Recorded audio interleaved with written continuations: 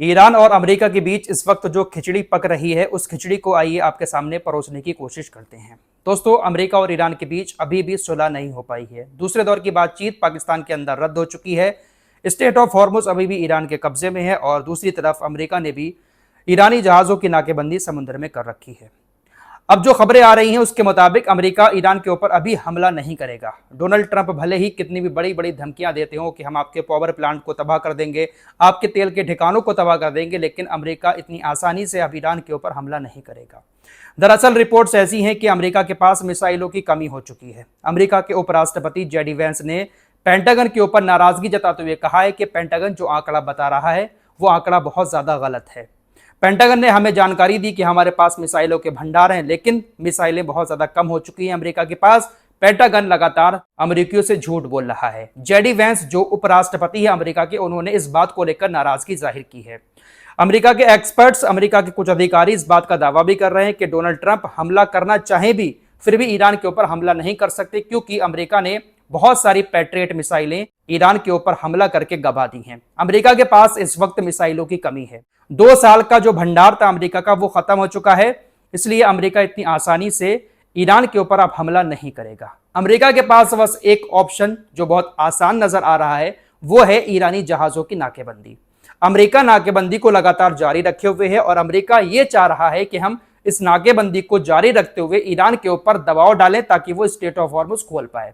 Iran के सामने मुश्किल एक है, अमेरिका अगर इसी तरह से ईरानी जहाजों की नाकेबंदी जारी रखता है तो ईरान के जो तेल के कुएं हैं वो पूरी तरह से भर सकते हैं। ईरान का जो खारक द्वीप है जहां से ईरान सबसे ज्यादा तेल निकालता है, वहां पर 24 घंटे तेल निकालने की प्रक्रिया जारी है। एक तरफ ईरान तेल निकालता है, दूसरी तरफ टैंकर में लोड होकर वो दूसरे देश तबाना हो जाता है। लेकिन अब जब से नाकेबंदी की है अमेरिका ने, ईरान के जहाज तेल लेकर दूसरे देशों में नहीं जा पा रहे हैं, जिसकी वजह से ईरान को अपने तेल को स्टॉक करना पड़ रहा है।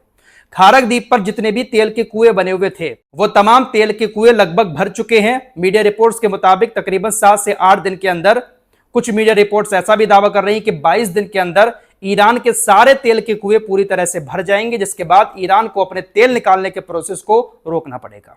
ईरान अभी लाखों बैरल तेल रोजाना निकाल रहा है, लेकिन जब तेल के कुएं भर जाएंगे, ईरान का तेल जहाजों के जरिए दूसरे देशों में नहीं पहुंच पाएगा, ईरान उसको नहीं बेच पाएगा, तो ईरान के ऊपर बहुत बड़ा संकट मंडराने लगेगा, जिसके चलते हुए ईरान हो सकता है कि स्टेट ऑफ हॉर्मुज को खोल दे।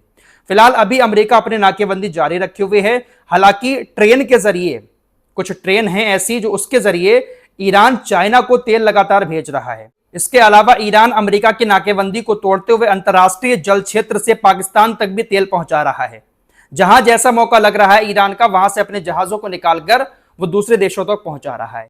चाइना मेन क्लाइंट है ईरान का, चाइना सबसे ज्यादा तेल खरीदता है ईरान से, लेकिन चाइना के जहाज भी पूरी तरह से ईरान से चाइना नहीं पहुंच पा रहे हैं। इसलिए एक ट्रेन का रूट चुना है ईरान ने, उसके जरिए चाइना तक तेल पहुंचाया जा रहा है। हालांकि बहुत सारे जहाज नाकेबंदी को तोड़कर निकल रहे हैं, लेकिन ज्यादातर जहाजों को अमेरिका की सेना रोक रही है। अभी कुछ देर पहले भी खबर आई है कि अमेरिका ने 2 और ईरानी जहाजों को जब्त कर लिया है। दरअसल अमेरिका की सेना ने ईरान के 2 बड़े टैंकर मैजेस्टिक एक्स और टिफानी, इन दोनों टैंकरों को पकड़ लिया है। अमेरिका की सेना ने कहा कि देखिए, हमने इसको बिना वजह नहीं पकड़ा है। अमेरिका की सेना के पास कोर्ट के द्वारा जारी किया हुआ वैलिड वारंट था, जिसके तहत हमने इन दोनों जहाजों को पकड़ा है। अमेरिका की सेना ने हिंद महासागर में ईरान के इन दोनों बड़े तेल के टैंकरों को रोका है। इन दोनों टैंकरों में 19 लाख बैरल ईरानी तेल भरा हुआ है। अमेरिका की सेना का कहना है कि इन दोनों जहाजों के खिलाफ हमारी कोर्ट ने वारंट जारी किए हुए थे, उसी के तहत हमने इन दोनों जहाजों को पकड़ा है। इस पूरे मामले पर ईरानी विदेश मंत्रालय के प्रवक्ता इस्माइल बघाई ने कहा कि अमेरिका समुद्री डकैती को कानूनी जामा पहनाने की कोशिश कर रहा है। अब दुनिया समुद्री लुटेरों की वापसी देख रही है। अमेरिकी अधिकारी सरकारी झंडे और अदालती वारंट का ढोंग रचकर खुलेआम लूटपाट को कानून व्यवस्था का नाम दे रहे हैं। इस तरह से ईरान की तरफ से अमेरिका को जवाब दिया गया है। ईरान के उपराष्ट्रपति की तरफ से कहा गया है कि जो देश कभी हमारा अपमान करते थे, हमें नीचा दिखाते थे और हमें जेट ईंधन देने से इनकार करते थे, वे अब स्टेट ऑफ हॉर्मुज में अपने जहाजों को गुजरने देने की भीख मांग रहे हैं। दोस्तों, ईरान के ऊपर दुनिया भर के तमाम देशों ने और अमेरिका ने जितने प्रतिबंध लगाए थे, इतने प्रतिबंध किसी और देश पर लग गए होते तो वो देश कब का पूरी तरह से कंगाल होकर बर्बाद हो गया होता। लेकिन दोस्तों, ईरान के ऊपर जितने ज्यादा प्रतिबंध लगे, ईरान ने अपने आप को उतना ही ज्यादा मजबूत किया। आपकी स्क्रीन पर ये जो शख्स दिखाई दे रहा है, ये यूएई के राष्ट्रपति का सलाहकार अनवर गरगाश है।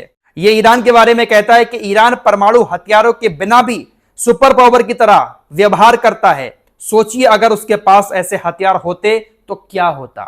इन अरबी देशों को डर तो यही है कि ईरान अगर सुपर पावर बन जाता है, परमाणु हथियार हासिल कर लेता है, तो मिडिल ईस्ट में ये हमारा बॉस बन जाएगा। इसीलिए अमेरिका और इजराइल को आगे करके उसको खत्म करवाना चाह रहे हैं, लेकिन खत्म होगा नहीं।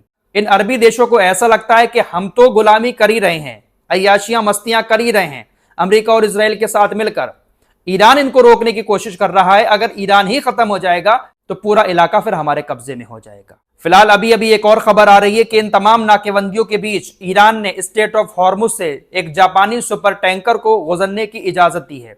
इस जापानी सुपर टैंकर में तकरीबन 20 लाख बैरल ईरानी तेल भरा हुआ है। जापान ने शायद कुछ समझौता किया था, आपको बताया था मैंने कि जापान ये चाह रहा है कि हम पैसा देकर अपना जहाज वहां से निकालें, तो उसी के तहत शायद ईरान ने इस जहाज को जाने की इजाजत दी है। फिलहाल समुद्र में इस वक्त काफी उथल पुथल मची हुई है। अमेरिका भी नाकेबंदी करके बैठा हुआ है, उधर ईरान ने भी नाकेबंदी कर दी है। लेकिन जो रिपोर्ट्स अब सामने आ रही हैं उसके मुताबिक अमेरिका इसी नाकेबंदी को जारी रखेगा और इसी के जरिए ईरान पर दबाव डालने की कोशिश करेगा, क्योंकि अमेरिका के पास हथियारों की भी कहीं ना कहीं कमी महसूस हो रही है।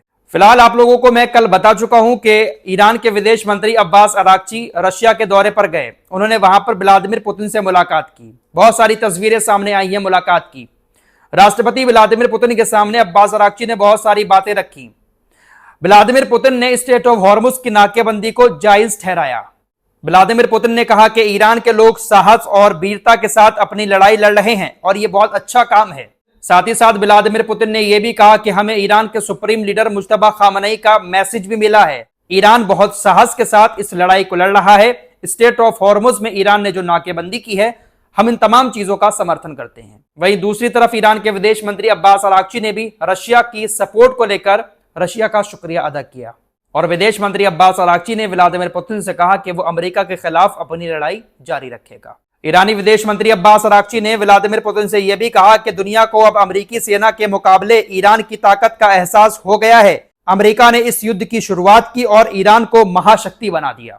इस तरह की बड़ी बड़ी बातें व्लादिमीर पुतिन और अब्बास अराक्ची के बीच हुई हैं। कुल मिलाकर बात यह है कि रशिया पूरी तरह से ईरान के साथ है। वहीं कुछ यूरोपीय खुफिया एजेंसियों ने इस बात की चेतावनी दी है कि रूस ईरान के लिए कुछ एडवांस ड्रोन बना रहा है। न्यूयॉर्क टाइम्स की रिपोर्ट के मुताबिक कई सारे सीनियर यूरोपीय खुफिया एजेंट ने इस बात की जानकारी दी और चेतावनी दी है कि रशिया एडवांस ड्रोन बना रहा है जो काफी खतरनाक हैं और वो ईरान के लिए बना रहा है। फिलहाल ईरानी रक्षा मंत्रालय की तरफ से एक और बड़ा बयान दिया गया है। रक्षा मंत्रालय ने कहा कि देखिए, हमारे पास अभी भी मिसाइलों का बहुत बड़ा भंडार मौजूद है।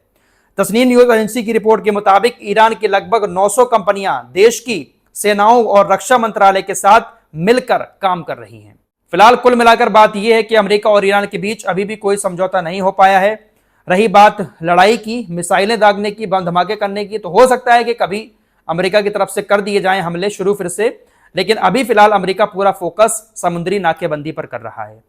अगर ईरान को ज्यादा दिक्कत होना शुरू हुई तब शायद ये लड़ाई शुरू हो सकती है, लेकिन अभी फिलहाल अमेरिका नाकेबंदी को ही अपनी जीत मान रहा है। अमेरिका को ऐसा लगता है कि हम ईरान के जहाजों को जो रोक रहे हैं इससे ईरान परेशान हो जाएगा, ईरान को आर्थिक नुकसान होगा, तो ईरान स्टेट ऑफ हॉर्मुज खोल के समझौता कर लेगा। लेकिन ईरान अभी तक फिलहाल खामोश है।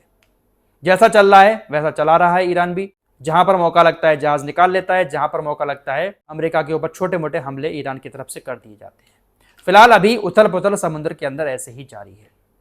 इस रिपोर्ट में इतना ही। कुछ और खबरों के साथ फिर हाजिर होंगे। चैनल को सब्सक्राइब करके हमारे साथ जुड़ सकते हैं।